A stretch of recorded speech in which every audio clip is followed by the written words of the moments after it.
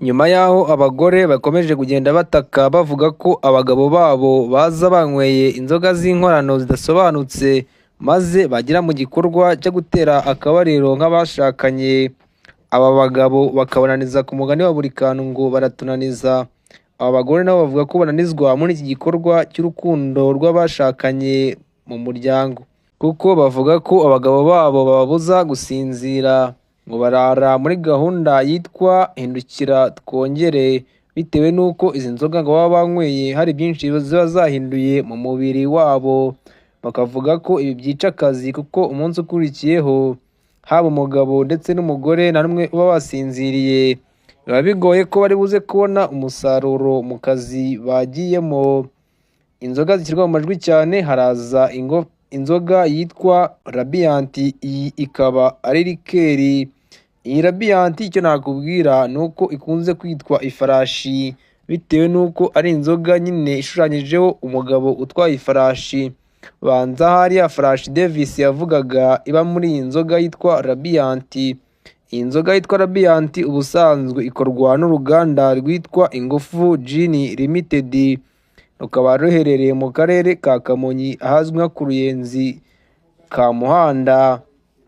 Iyi nzoga ubusanzwe ntabwo ari nyinshi tugendeye ku ngano yayo, kuko mu icupa rimwe risanzwe haba harimo mililitiro 200, ariko mwibutse ko iri ari icupa ritoya, kuko Radiant igira amacupa agera kuri 3. Hari Radiant ndende nini ingana na mililitiro 500, hakaba inini, hakaba ikurikiyeho ifite mililitiro 250.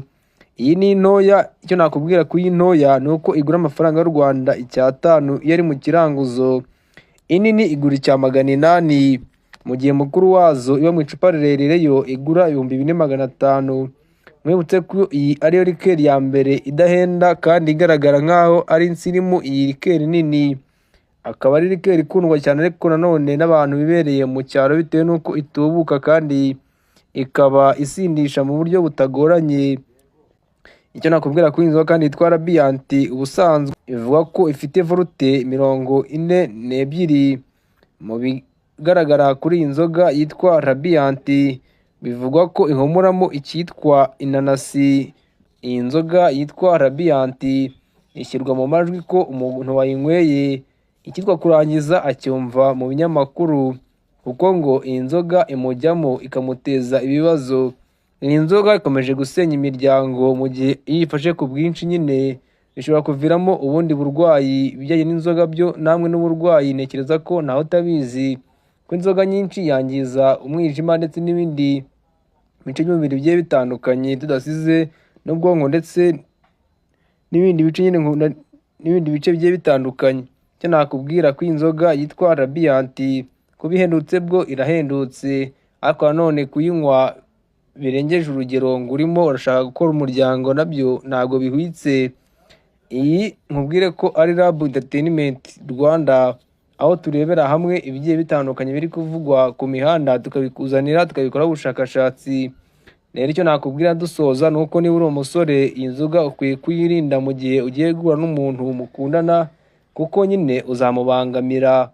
Gusa none abagabo bagura indaya cyangwa se basumba icyitwa Suzana nk'uko mu ndimi zabyo babyita, iyi ni inzoga bakwiye kunywa kugira ngo babashe kugaruza byibura ayo baba batakaje ku mari idahomba. Mukomeze mugire ibihe byiza. Niyo bwa mbere utwumvishe ugomba gukora subscribe. Ciao ciao.